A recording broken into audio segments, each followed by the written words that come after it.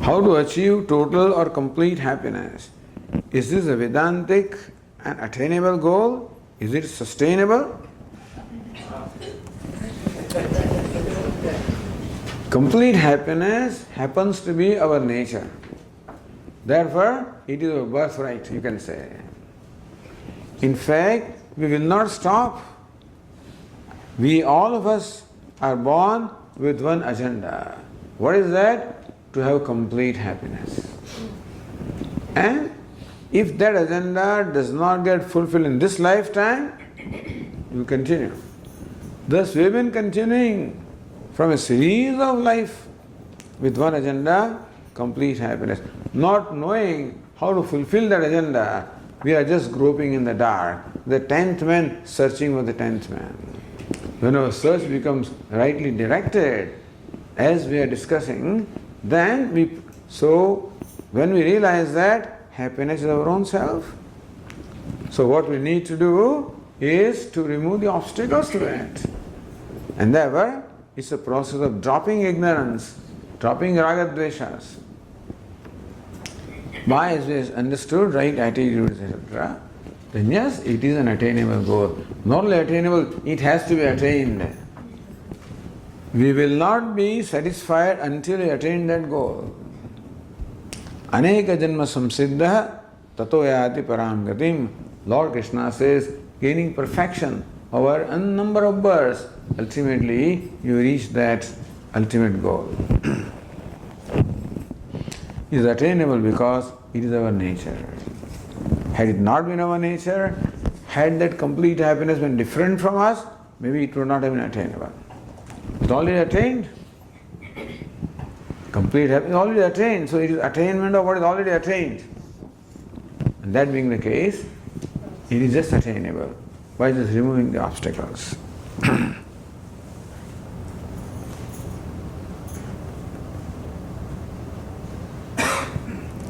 What should our responsibility be to be on time for an event, to meet the expectations we set with others? Yeah, we should be responsible. People, no doubt about that, and try to fulfill our responsibility as best as we can, sure. Hopefully we don't expect it from others, that they should fulfill their responsibility. Best as we can, we should try to fulfill our responsibility and be as tolerant as we can between other people for fulfilling their responsibility.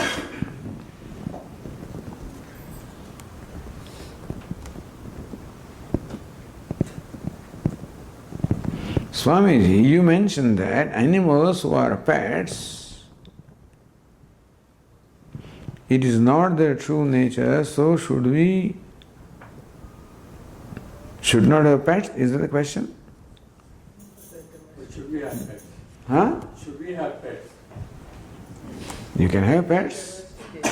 Pet was given as an example of how we are very comfortable with pets, because they are always agreeable to us. They always do what we want them to do. They give us unconditional love. All they need is a few biscuits and stuff like that. Our Swami used to joke in the past that when this man comes home, he cannot be sure, he can be quite sure of how his pet will greet him. The dog will greet him, come jumping up and down, wagging his tail, because the master has come. We can never be sure as to how his wife will greet him, because she has a choice. He is trained, he doesn't have a choice. So that's why we are not comfortable with the other person having choice, exercising choice. Since pet does not exercise, it doesn't have a choice, so we are comfortable. It's predictable. A pet is predictable. That when I come home, we'll behave like this. When I throw the ball, we'll behave like this. So we are comfortable. He does what we want him to do. Not so predictable human beings. And therefore, yes, go ahead and have pets, no problem. Swamiji, if it is not their essential nature and we have domesticated them and made them so, isn't that wrong? We have made them so. Is it wrong? Is it wrong? Maybe domestication is wrong. We cage the bird, it's not right. We have all these animals in the zoo, not right. for our entertainment, for our whatever it is. Human being is a cruel animal anyway, and so he does it. Swami, to what extent we should fulfill others' expectations? So here, to fulfill other people's expectation is not easy. Generally, to fulfill other person's expectation requires me to let go of my expectations. Usually, it requires me to let go of my comfort. As long as I can fulfill other people's expectation while also fulfilling my expectation, no problem. But very often that does not happen. Fulfilling somebody's expectation requires me to adjust, to compromise, to let go of my comfort. Therefore, some sacrifice, comfort has to be sacrificed, either physical comfort, emotional comfort, etc., for fulfilling other people's expectation. So do as much as you can. We have a limit to how much pain we can take. Because when we compromise, when we let go our comfort, we feel the pain. And we have a limitation to how much pain we can take. So satisfy other people's expectation to the extent that you can take that pain. That's the case with all the values. How long should I be honest, Swamiji? The honesty requires also suffering pain, letting go of something that is desirable to me very often.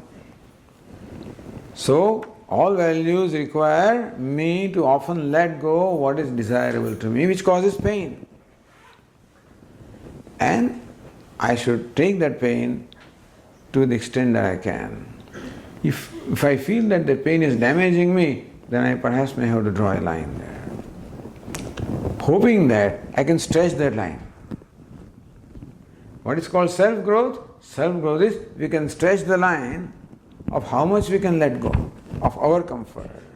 More we can let go, more we have grown. Most we can let go, most we have grown. It's a process. So we don't expect that we can do it right away.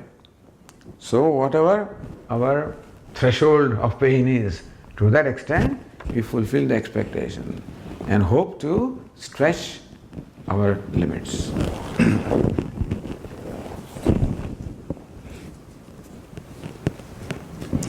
How do we get our kids excited about Vedanta or Gita?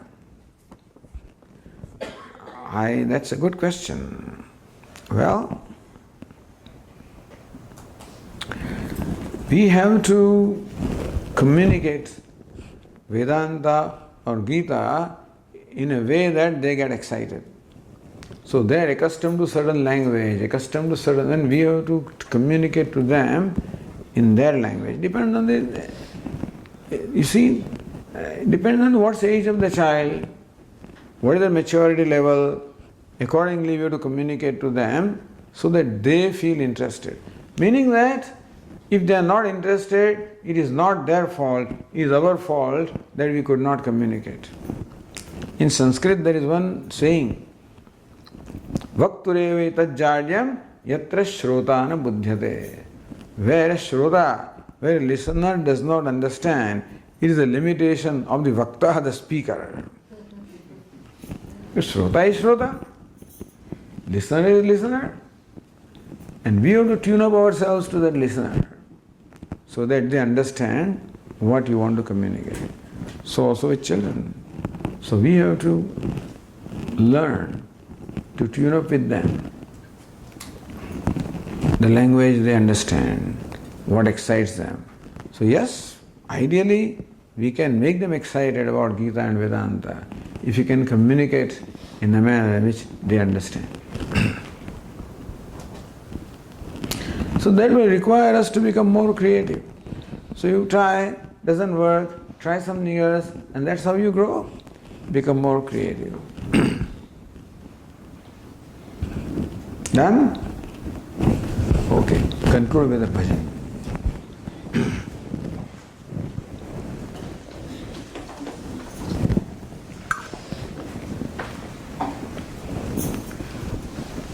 You can switch off the light, maybe.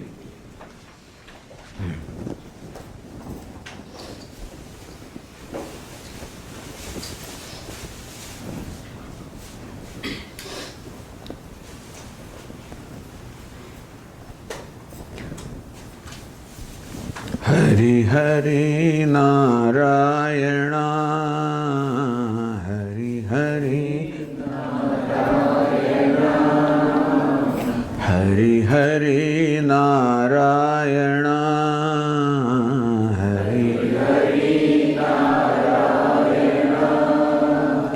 Hari Govinda Narayana, Hari Govinda Narayana, Hari Govinda Narayana, Hari Govinda Narayana, Hari Hari Narayana, Hari Hari Narayana, Hari Govinda Narayana, Hari Govinda Narayana, Hari Gopal Narayana, Hari Gopal Narayana, Hari Gopal Narayana, Hari Gopal Narayana, Shri Hari Narayana, Shri Hari Narayana, Shri Hari Narayana, Shri Hari Narayana, Rishikesha Narayana, Rishikesha Narayana, Rishikesha Narayana, Rishikesha Narayana, Badrisha Narayana, Badrisha Narayana, Badrisha Narayana, Badrisha Narayana, Hari Hari Narayana, Hari Hari Narayana, Hari Govinda Narayana, Hari Govinda Narayana, Hari Gopal Narayana, Hari Gopal Narayana, Shri Hari Narayana, Shri Hari Narayana, Rishikesha Narayana, Rishikesha Narayana, Badrisha Narayana, Badrisha Narayana, Hari Hari Narayana, Hari Hari Narayana, Hari Govinda Narayana, Hari Govinda Narayana, Hari Gopal Narayana, Hari Gopal Narayana, Shri Hari Narayana, Shri Hari Narayana, Rishikesha Narayana, Rishikesha Narayana, Badrisha Narayana, Badrisha Narayana, Badrisha Narayana, Badrisha Narayana, Hari Hari Narayana, Hari Hari Narayana,